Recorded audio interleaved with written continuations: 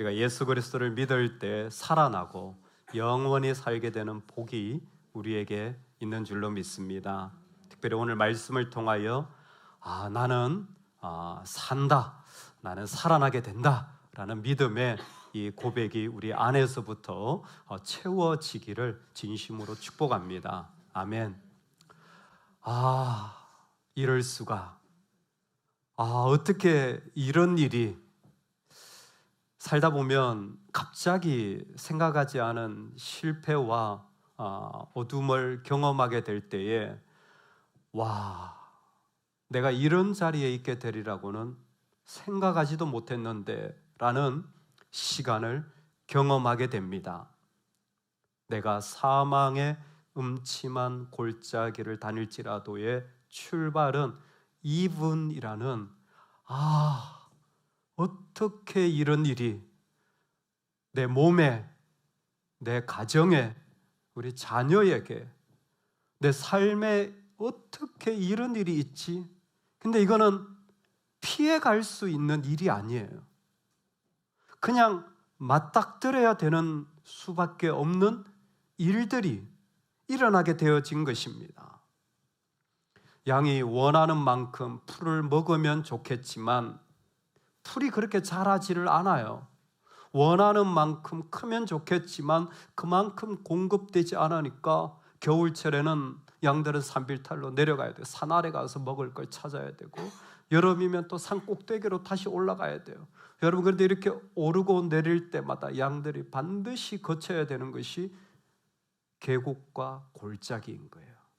우회할 길도 없고 다르게 갈 수 있는 방법도 없이 그냥 오롯이 그 위험스럽고 힘든 계곡을 자칫 잘못하면 떨어져 죽을 수밖에 없는 그 길을 걸어가야 되는 거예요. 다윗은 인생에 이와 같은 일들을 여러 번 경험했습니다. 그리고 그것을 시편에서는 사망의 음침한 골짜기라고 했지만 자기 친구 요나단, 다윗의 유일한 정말 믿음의 친구였던 요나단이 찾아왔을 때 그는 이와 같이 표현합니다. 한 걸음이다. 생명과 사망의 자리가 나한테는 딱 한 걸음이야. 내가 한 걸음만 잘못 내디디면 내 인생은 완전히 끝이 나는 것 같고, 한 걸음만 잘못 내디딘 것 같은데 나는 다 실패한 것 같아.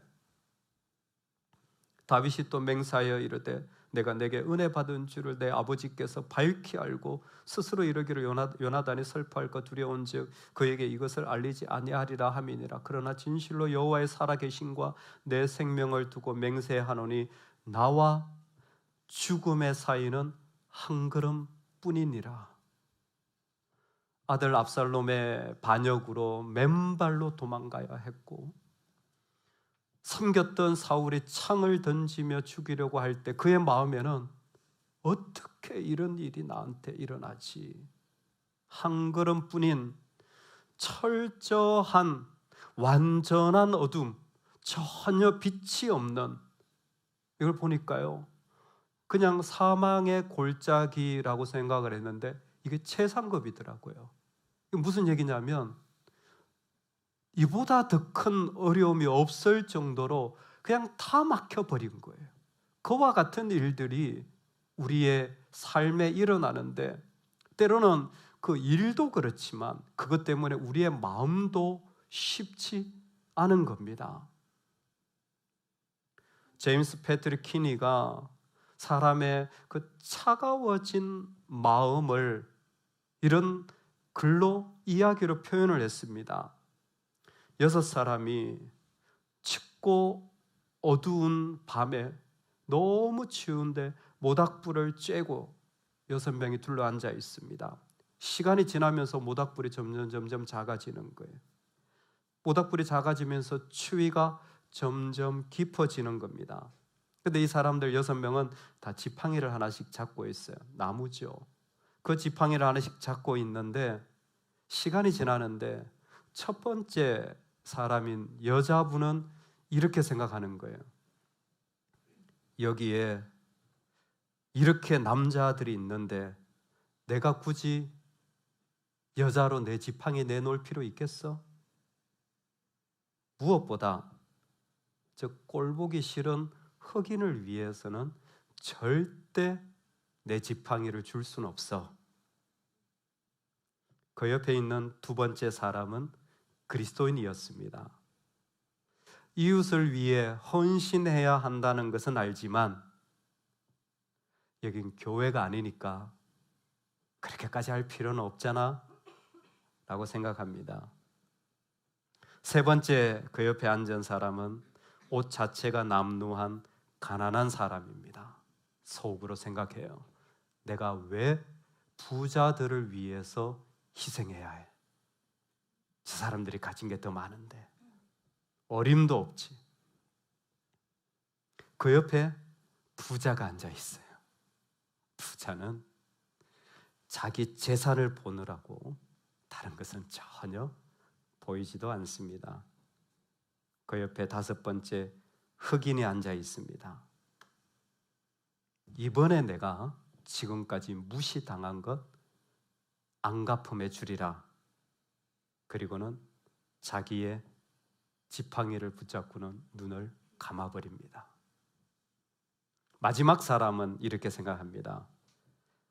아무도 안 내놓았는데 굳이 내가 그럴 필요 있겠어? 라고는 지팡이를 붙잡습니다. 불이 꺼지는 것을 모두 지켜보지만 누구도 움켜진 지팡이를 내어놓지 않습니다. 그날 밤 모두 얼어 죽었습니다. 그러면서 키니는 질문하는 거예요. 과연 이 사람들이 죽게 된 것은 추위 때문인가요? 아니면 마음의 추위 때문인가요? 추위가, 죽음의 골짜기가 참 쉽지 않지만 더 가슴 아픈 것은 그것 때문에 우리 마음이 얼어붙어 추워지게 된 것입니다. 그런데 그와 같은 내가 지나칠 수 없는 맞닥뜨려야 하는 그 죽음의 일들을 보고 있는데 오늘 시인은 우리에게 이 죽음에서 살게 되는 자리로 돌이켜지는 중요한 한마디를 표현합니다. 저는 이것을 힌지라고 표현해요. 정말 말 그대로 힌지가 뭔지 아세요? 흰색 쥐가 아니라 힌지입니다. 힌지는 이렇게 문에, 유리문에 보면요, 강화도 같은데 바닥에 보시면 그것을 이렇게 붙잡고 있는 쇳덩어리가 있어요. 그게 힌지입니다. 얘가 문을 받치고 있기 때문에 문을 열면 서서히 닫히기도 하고 또 열 수도 있도록 지탱하고 있는 거예요. 여기 지금 힌지 같은 죽음이에요. 분명히 막힌 길이에요. 내 마음조차도 얼게 할 만한 일인데 이 문 한마디를 딱 열었더니 살게 되어지는 거예요. 그 힌지와 같은 표현이 오늘 우리에게 알려집니다. 오늘 여러분 이 말씀만 기억하십시오. 주님이 우리와 함께 하십니다. 주님이 우리와 함께 하십니다. 주께서 나와 함께 하심이라. 이 표현 하나가, 이 한마디가 모든 죽음에서 그 사람을 생명으로 열어젖히는 힌지가 되어진 겁니다. 주께서 나와 함께 하심이라. 여러분, 우리에게 이 말씀의 마음의 도전이 되기를 소망합니다. 이 말씀이 무슨 말이냐면, 그래, 그냥 무엇인가가 나와 같이 있구나 라는 표현이 아니라 주께서 나와 함께 하신다라는 것은 나하고 관계가 있다라는 의미입니다. 여러분 좀 생각해 보시면 좋겠어요. 여러분, 주님이 나하고 상관이 있습니까?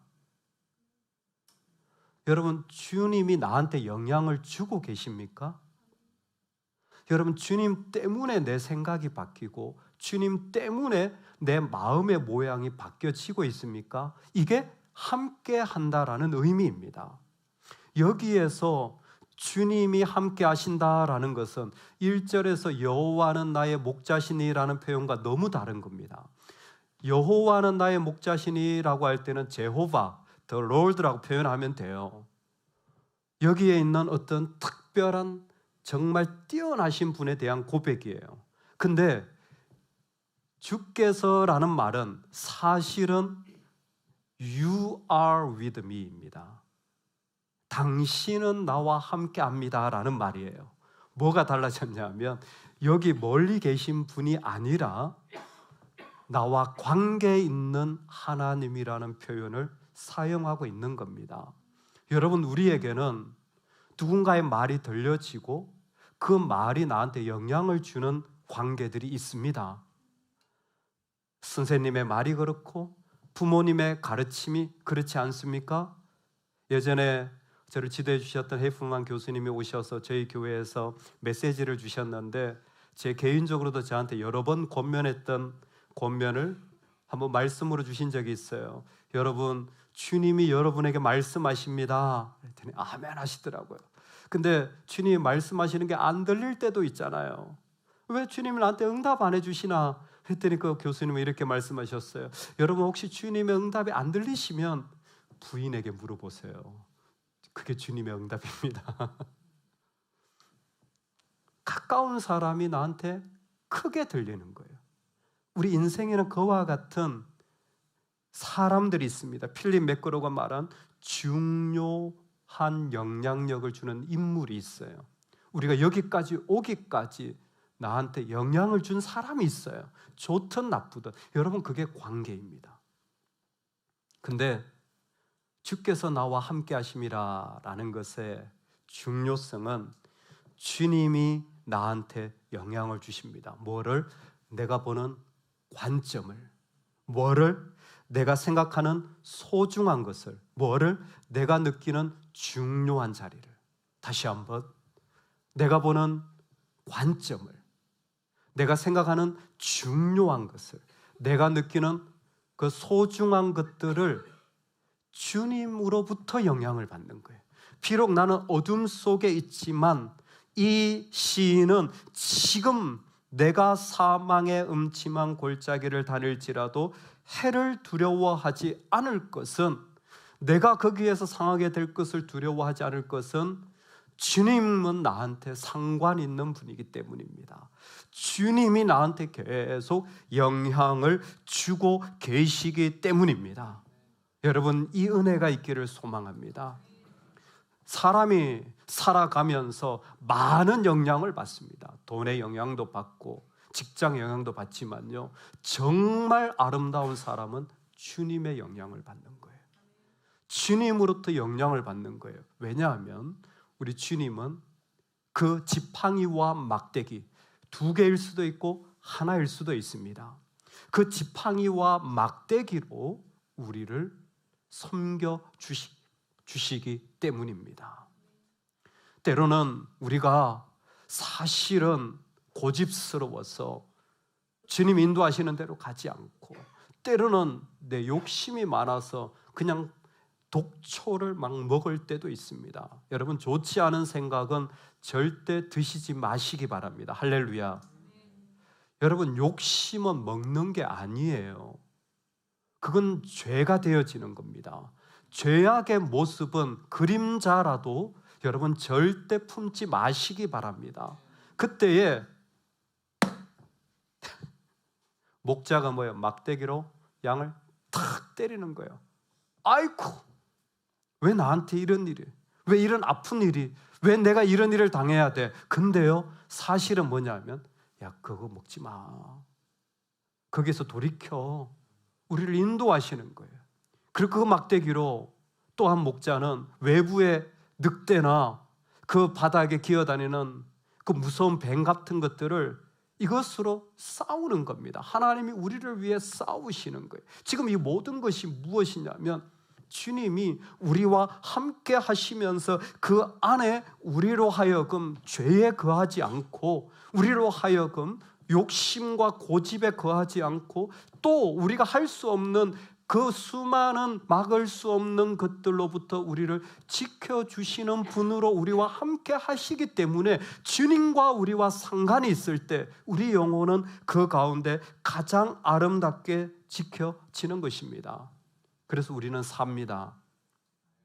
왜냐하면 대적과 어려움 한가운데 주님이 계시기 때문이에요.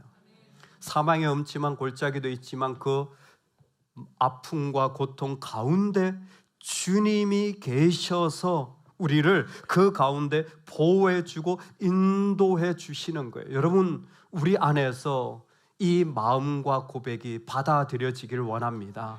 깜깜해요. 맞아요. 길이 없어요. 피할 수 없어요. 근데 우리에게 믿음이 있다라는 건 그게 아무리 작아도 그 가운데 주님이 계시다라는 거예요.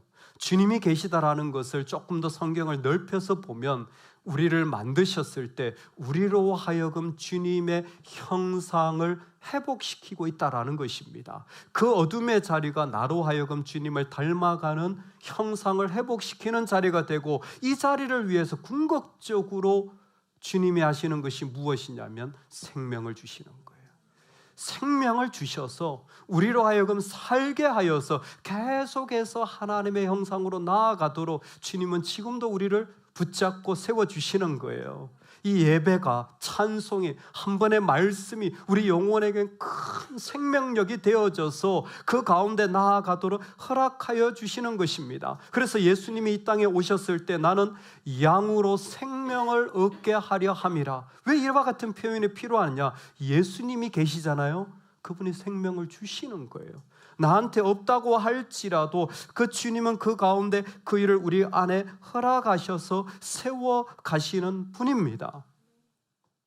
두 번째로 우리가 살 수밖에 없는 것은 그 어둠 가운데 주님이 함께 하셔서 주님이 계시기 때문이고, 두 번째는 주님이 책임지시기 때문입니다. 주님이 뭐 하신다고요? 책임지십니다. 주님이 뭐 하신다고요? 책임지시는 거예요. 이와 같은 마음은 너무 중요합니다. 여러분, 내 인생은 내 것 아니에요. 주님 것입니다. 할렐루야. 그 말을 다르게 말하면요, 우리 인생이 주님을 믿을 때 주님이 책임져 주시는 거예요. 이걸 혹시 잘 기억하지 못하실까 봐 1절에서 4절 상반절까지는 목자의 이미지를 사용했어요. 근데 4절 하반절부터 6절까지 시편 23편은 이 호스트, 손님을 초대하는 주인의 이미지를 사용합니다. 예수님은 우리에게 어떤 분이냐 묻는다면 상을 베푸시는 분이에요. 여기에 상은 밥상을 말합니다. 하나님이 테이블을 세팅을 딱 해놓으시고 식탁을 먹을 것으로 다 준비해 놓으셔서 우리에게 원수의 눈앞에서라도 상을 베푸셔서 우리로 먹게 하시는 하나님이에요. 상을 베푸신다라는 건 두 가지 의미가 있습니다. 첫 번째는 같은 동격의 지위가 주어진다라는 거예요. 여러분, 복음이 전 세계로 선교지에 펼쳐져야 될 이유가 여기에 있습니다. 지금도 태국 같은 나라에서는요, 절대로 자기 운전수하고 자기가 밥을 먹지 않아요. 아직도 인도에서는 계급이 다른데 계급 다른 사람하고는 상을 같이 하지 않습니다. 저희 나라도 그러지 않았습니까? 하나님이 없으면요, 사람들은 급을 나누는데 놀랍게 하나님은 너하고 나하고 동격이야, 너하고 나하고 같아 라는 자리로 초대하시는 거예요. 두 번째, 그렇게 초대하시는 이유가 뭐냐면 내가 책임질게 라는 겁니다. 손님이 집에 왔을 때 주인은 그 손님의 필요한 모든 것을 공급해주고 먹여주듯이 우리 하나님은 그 가운데 완전히 우리를 책임져 주시는 하나님입니다. 할렐루야. 하나님은 광야에 있더라도 하늘을 찢으십니다. 그리고 만나를 내려주셔요. 하나님은 광야에 있더라도 바위를 깨트리십니다. 그리고 그곳에서 물이 나오게 하십니다. 에스겔을 통해서는 성전에서부터 물이 쫄쫄쫄쫄 나오던 게 강같이 흘러지는 걸 보여줬는가 하면, 요한을 통하여서는 말세 성도들이 고통당할 때 뭐예요? 생수의 강이 흘러나오는 것을 보게 하시는 거예요. 이 모든 것은 하나입니다. 내가 책임질게. 내가 책임져. 염려하지 마. 내가 그 모든 것을 책임질게. 그래서 하나님이 기름 부어주시는 거예요. 그 모든 자리에서 하나님이 기름을 내 머리에 부으시는 하나님의 기름 부으심이, 언제 기름을 부으십니까? 왕을 세울 때, 선지자를 세울 때, 제사장을 세울 때 기본적으로 기름을 부어요. 근데 하나님 누구에게 기름을 부으십니까? 그와 같은 일을 예수 그리스도를 믿는 자에게 성령의 기름을 부을 때에 그 마음에 있잖아요, 놀라운 마음이 생기는 거예요. 아, 나를 책임져 주시는 하나님이 계시는구나. 그때부터 우리는 복이 되어지는 거예요.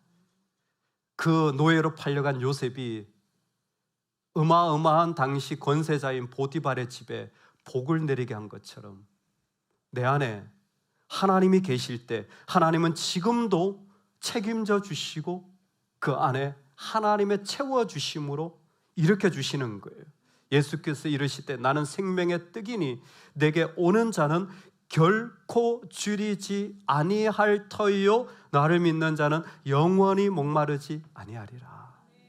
그래서 우리가 주님을 믿고 주님이 책임져 주시는 것을 마음에 고백하면요, 그냥 이런 말이 나와요. 아, 좋다. 아, 좋다. 아, 좋다. 진짜 좋다. 이번 한 주 동안에 혹시 그런 고백 한번 해보셨어요? 아, 좋다. 와, 진짜 좋다. 여러분 이런 고백 해보셨어요? 아니면 야, 이거 하나님이 이루셨구나. 이거 하나님이 하셨구나.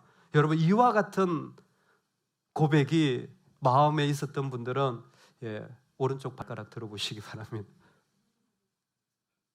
뭡니까? 하나님이 그 가운데 책임져 주심을 믿으면 우리 안에 토부와 헤세드가 채워져요. 주님의 선하심과 인자하심이, 주님의 선하심은 항상 여호와 보시기에 좋았더라. 하나님이 책임져 주시는 것을 믿으면요, 좋은 거예요. 그 고백이 나와요.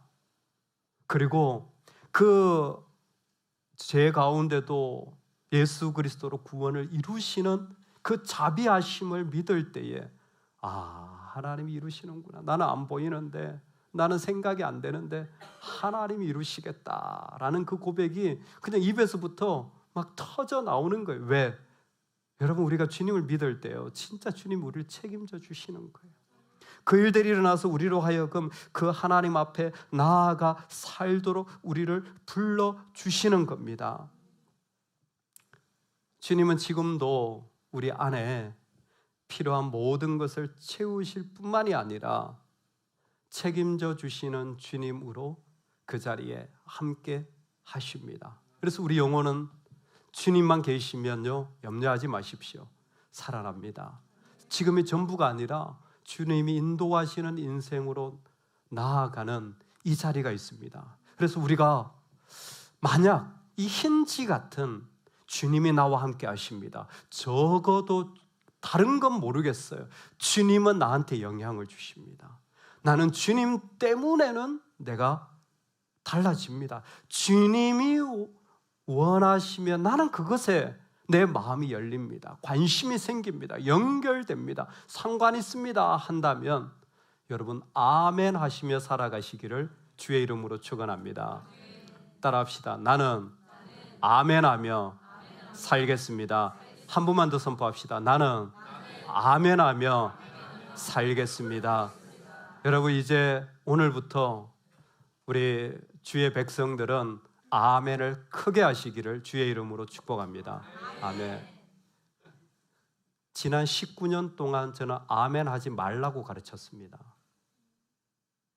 왜냐하면 마음도 담지 않고 뜻도 없이 습관적으로 아멘 하는 것은 좋지 않은 신앙의 껍데기이기 때문에 그렇습니다. 근데요, 교회가 내년이면 20년째입니다. 많이 받았잖아요. 여러분, 우리 인생을 돌아보면요, 하나님 많이 주셨잖아요. 그러면 이제는 아멘하며 살아가도 될 것 같아요. 하나님이 이루시고 원하시는 것들에 이제는 정말 크게 아멘하며 나아갈 수 있기를 주의 이름으로 축원합니다. 왜 이 말씀이 중요하냐면요, 시편 23편이 이렇게 선포해요. 내 평생의 선하심과 인자하심이 반드시 나를 따르리니 내가 여호와의 집에 영원히 거하리로다. 아멘. 여러분, 이 말씀 좀 이상한 거 없으세요? 내 평생의 선하심과 인자하심, 토부와 헤세드죠. 내 평생의 선하심과 인자하심이 반드시 뭐라고요? 나를 따르리니. 혹시 지난주 설교를 다 잊으셨겠지만 할렐루야.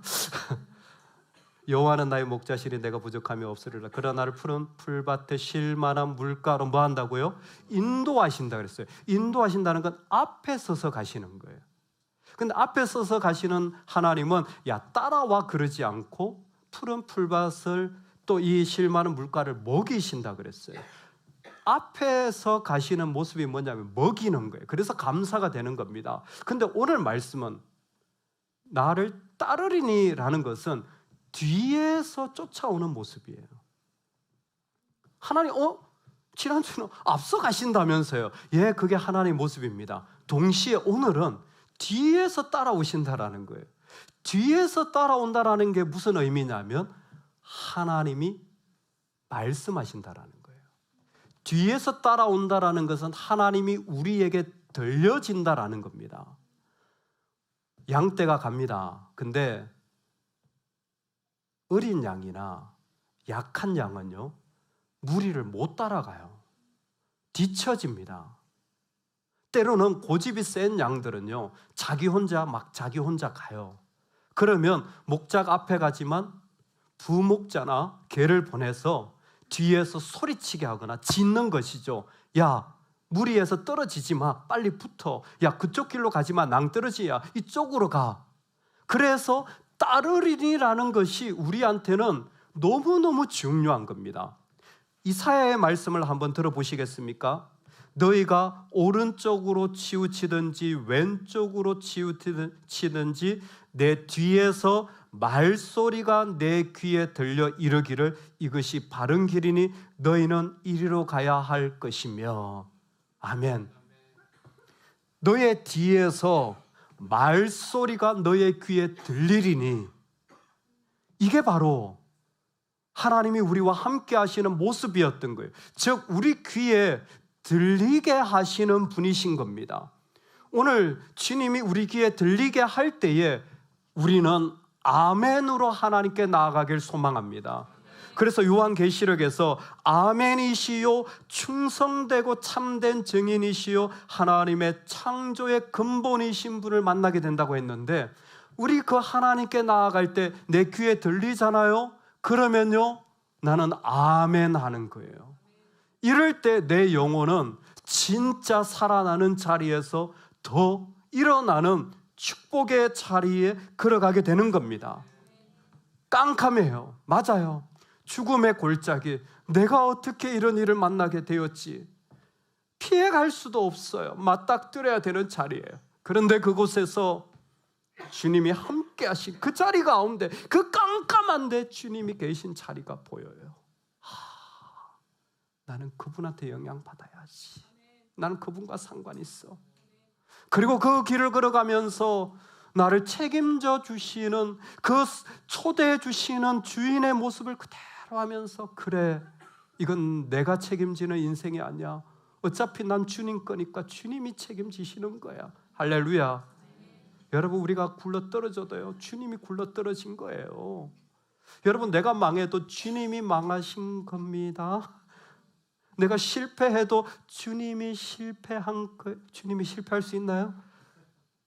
주님의 실패예요. 이번 선교회 지난번에 저희 교회 왔던 성도님을 뵙게 되었습니다. 제가 일부러 만나려고 한 건 아니고 식사 자리에 이렇게 앉다가 인사를 하면서 다니다가 우연찮게 옆자리에 앉게 되었어요. 근데 그 성도님이 이렇게 핸드폰을 처음에 몇 마디 인사 한두 마디 하는데 그 다음에 우리 서로 말이 안 통하거든요.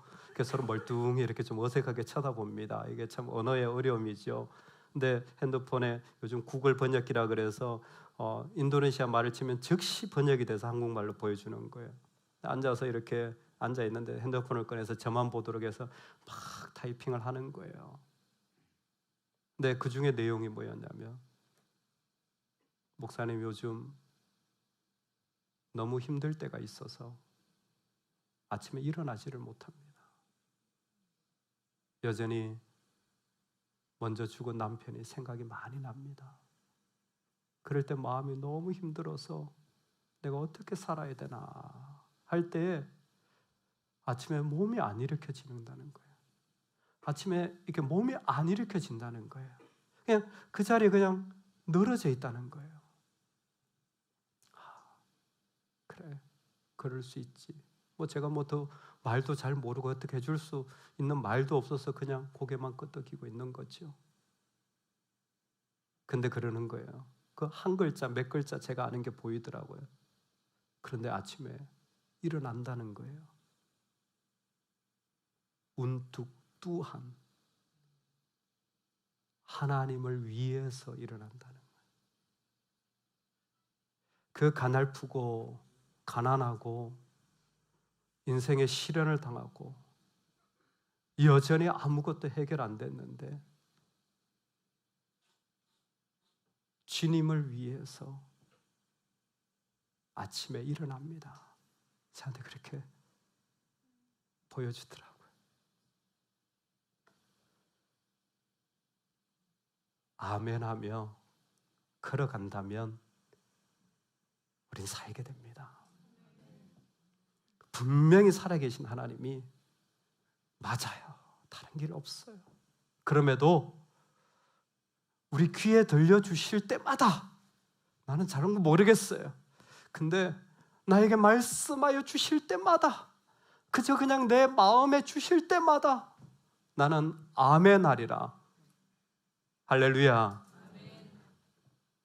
여러분, 오늘부터 이제 주일마다 크게 아멘 하시기 바랍니다.